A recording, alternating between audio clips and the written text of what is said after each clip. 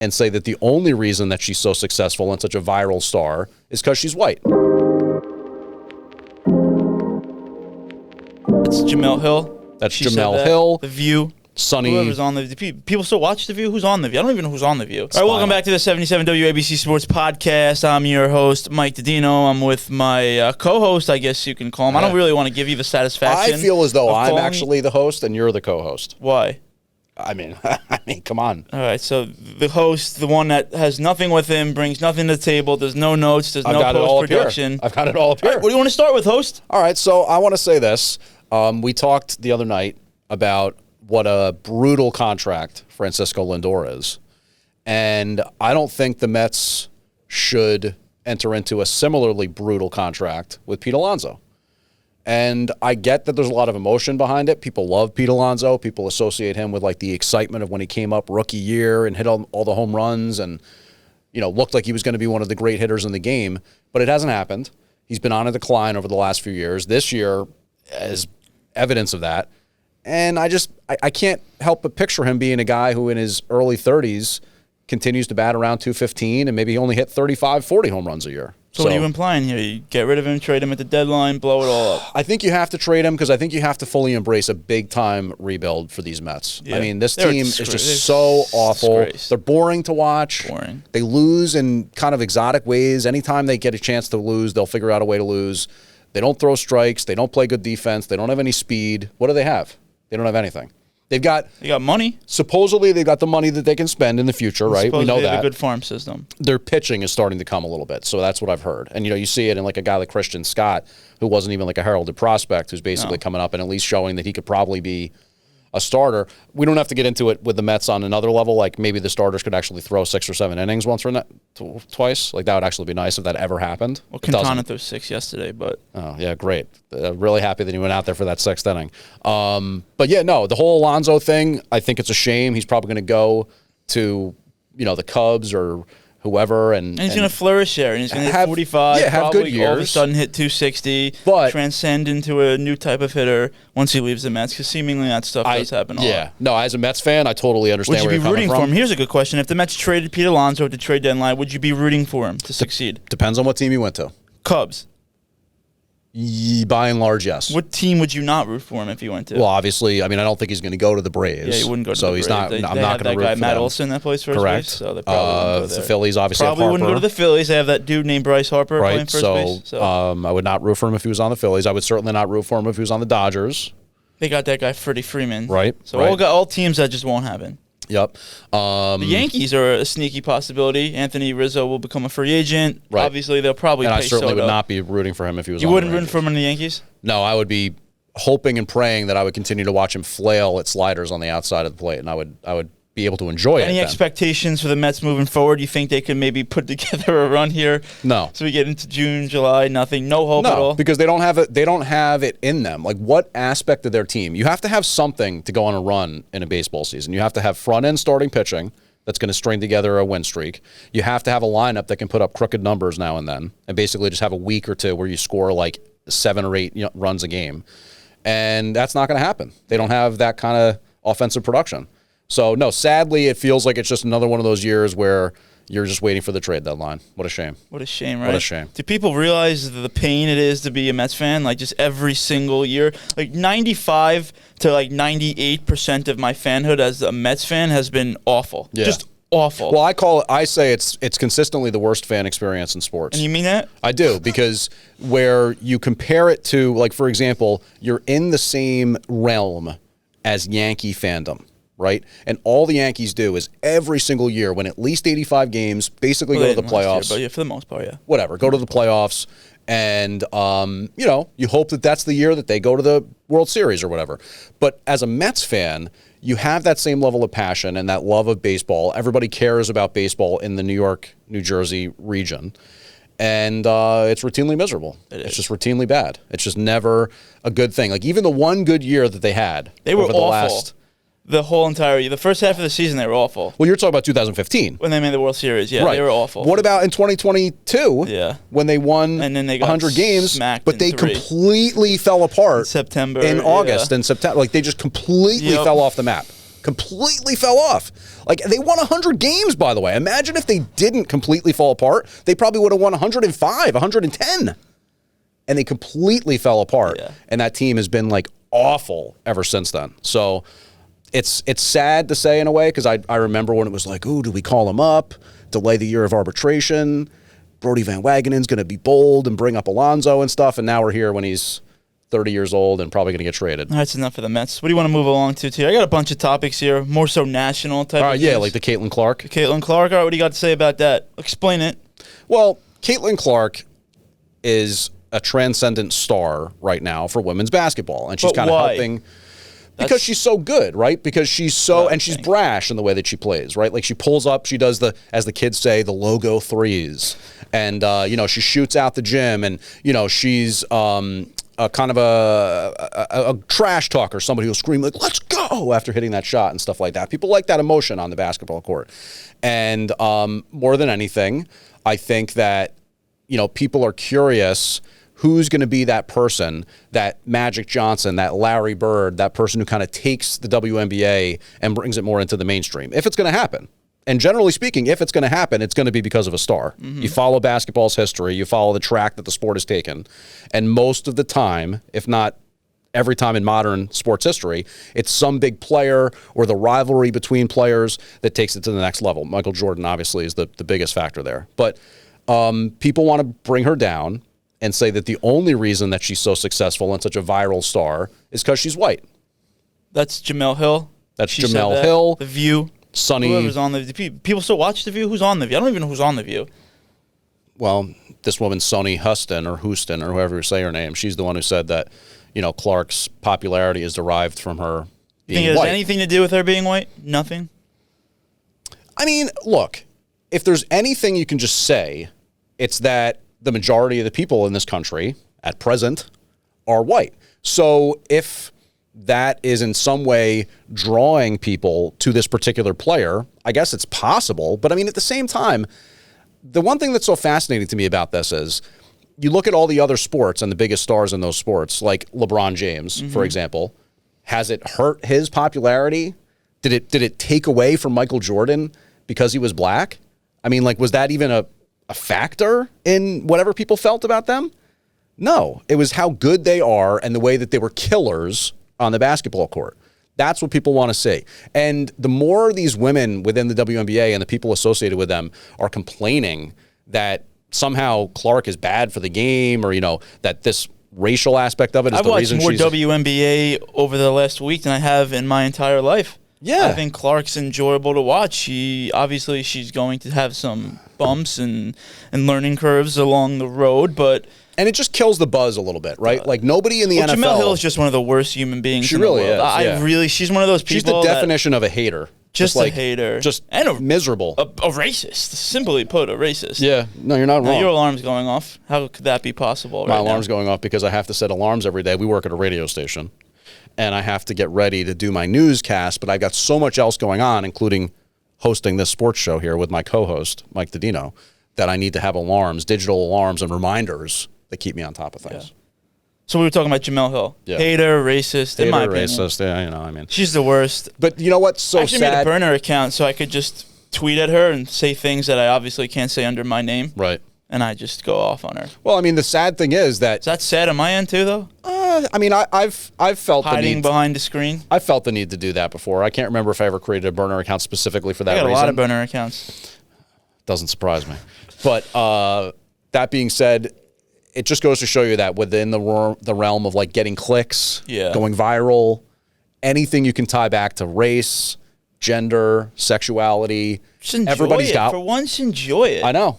Well, but you understand. But you're watching a player that's you're into the game. Sport. You're into the clicks game. Yeah. You know how it is. You keep saying that. I'm really not. You are. What do you mean I am? I mean, why? Because I just imagine like you look at like a screen, you've got like a whole matrix in front of you and you're like views, impressions, clicks. So unfortunately, that's the only thing that matters these days because we'll record here for 15 minutes. So we could be saying some good stuff. Right. Especially you because you go on these tantrums when you speak for like 2-3 minutes at a time and you might be saying some intelligent stuff, but you're never going to get any views. Why? Maybe because you're old, maybe because you're ugly, maybe because you don't have hair, maybe because you're wearing pink, maybe because you're gay. Really? But I'm not entirely sure why, but you do have some interesting things to say, but it'll never really transcendent clicks.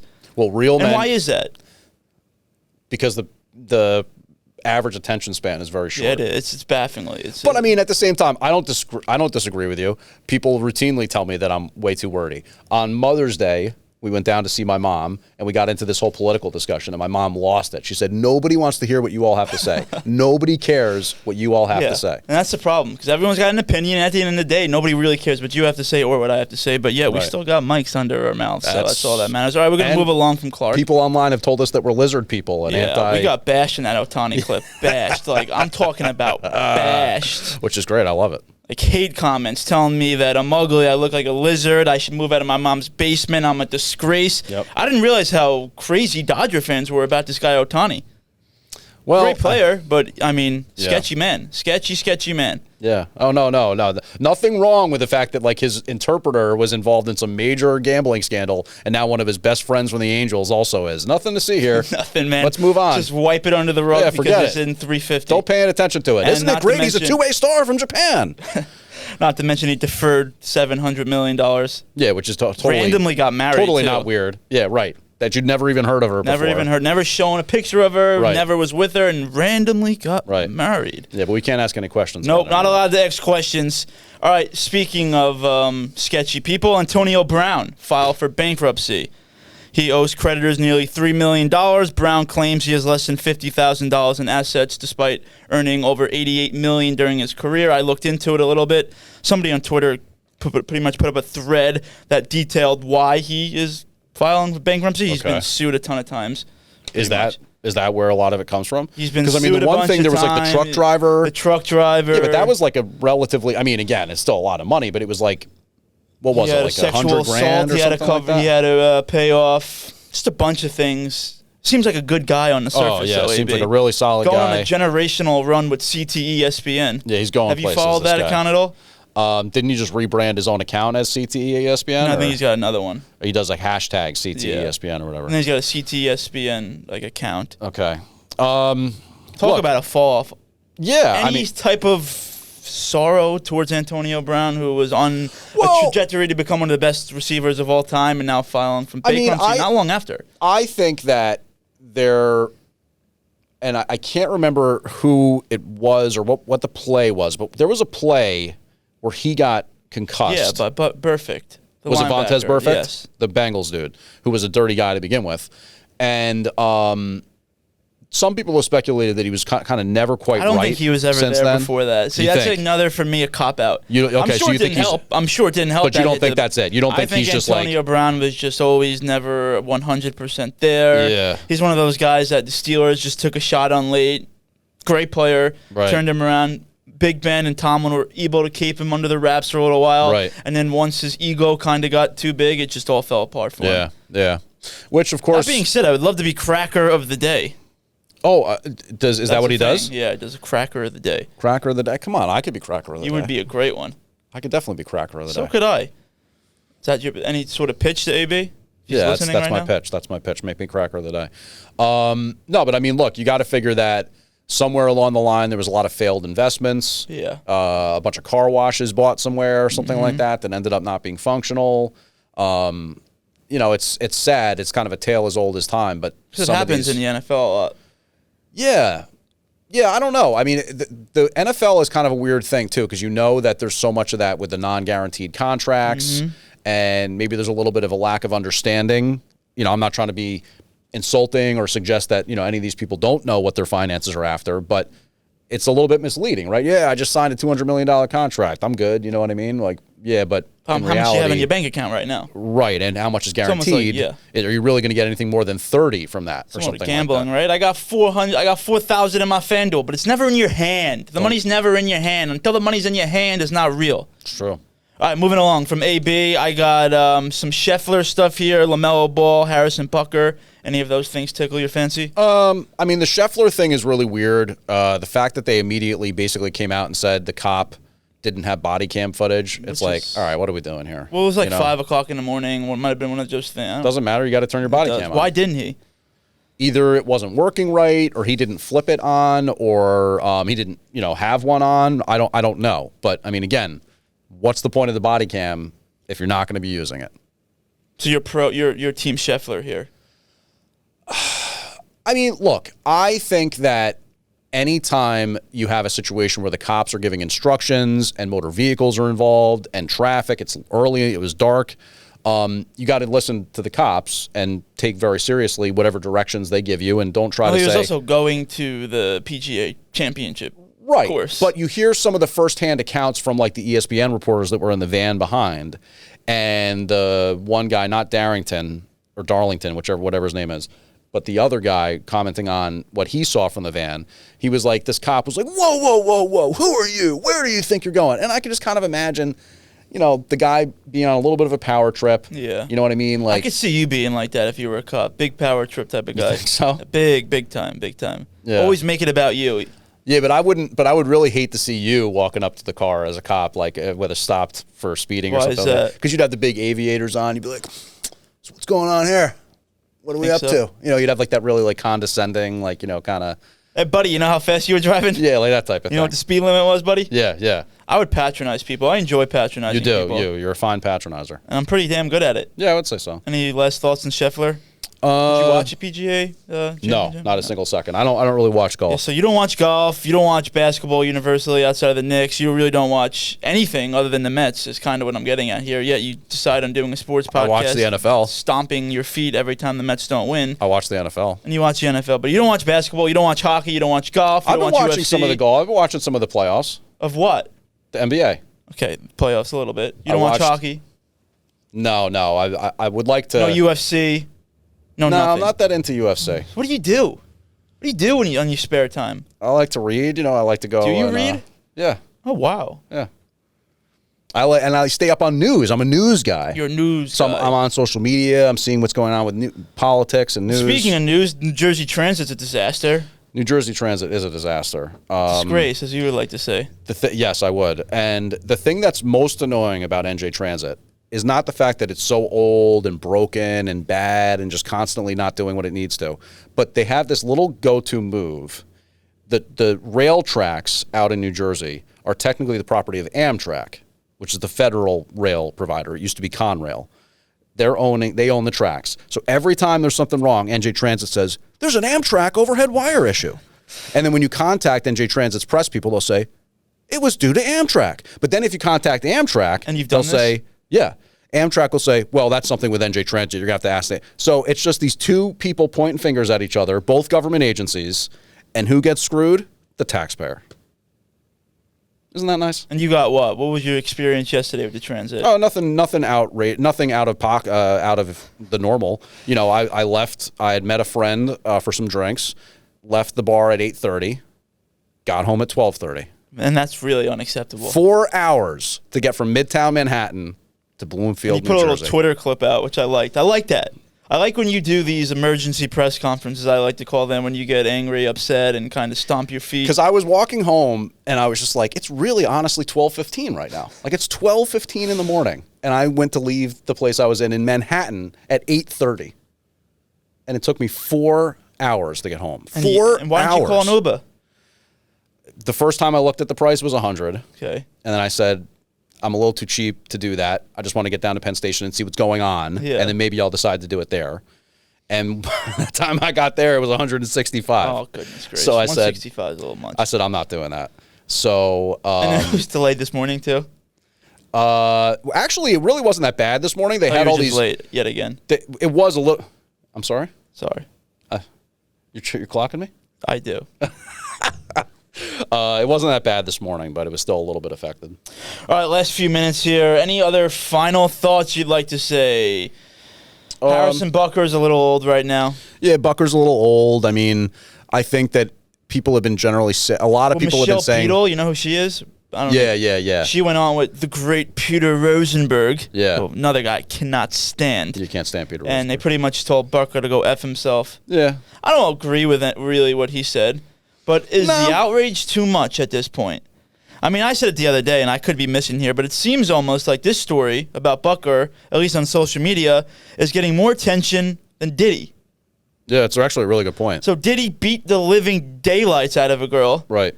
Butker spoke at a college. Right. And said some comments that most people didn't agree with. You're absolutely right, yeah. And there's more outrage for Butker than Diddy. Why is that? I think because we have this orthodoxy in the media where it's like thou shalt not clash with some of the more established progressive orthodoxy, right? Like, if you're a woman and you want to go get a job and have a career and all that kind of stuff, then you are to be celebrated, lifted up. That's great. And I have no problem with that. You know what I mean? But what's wrong with somebody like Butker saying, actually, you know what?